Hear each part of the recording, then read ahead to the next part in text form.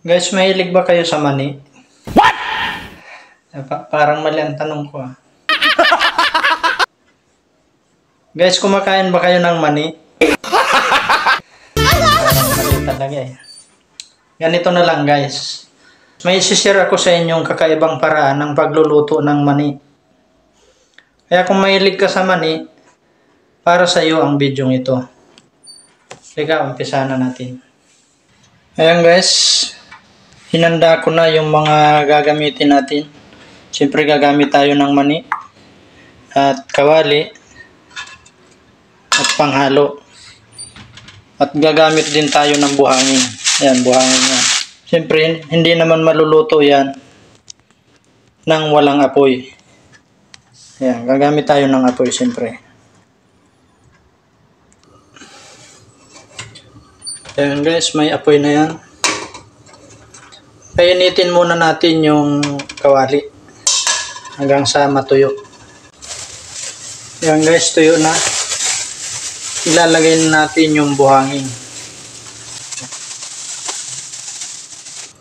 Ang kailangan nating buhangin dito guys, yung pinong-pino, as in pino.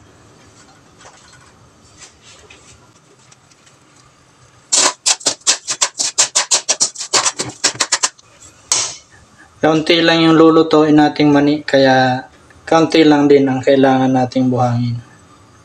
Painitin lang natin yun ng gusto guys.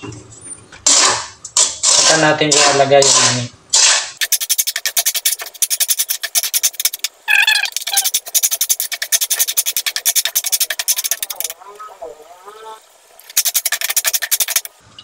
Ayan guys, maputi na siya.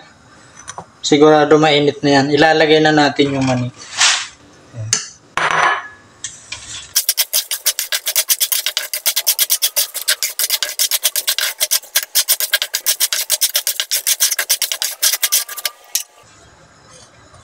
Medyo sisipagan lang natin maghalo guys para hindi masunog ang ilalim. Saka para pantay ang pagkaluto.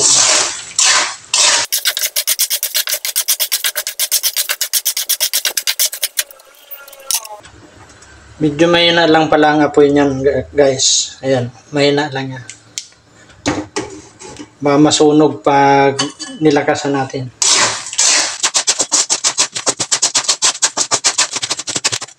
Ang ginagamit pala dito guys na mani, yung binilad na sa araw.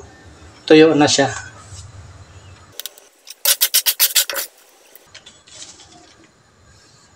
Yan guys, so malapit na maluto. Ay, nahulog. Nangangamoy na siya guys. Medyo mabango na ang amoy niya. Naamoy ko na ang mani.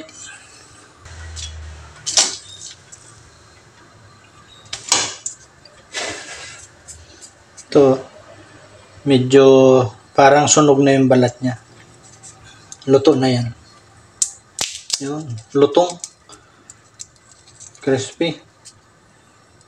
Oh. Sarap niyan guys.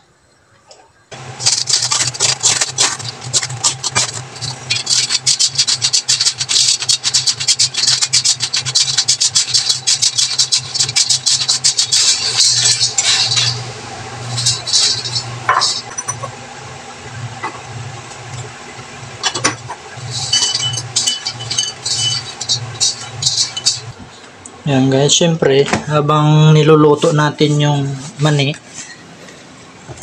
nagpalamig na tayo ng kamats niya. So, yan. Pampatulog lang yan guys. Hanggang 2 lang. Hindi na pwede dagdagan.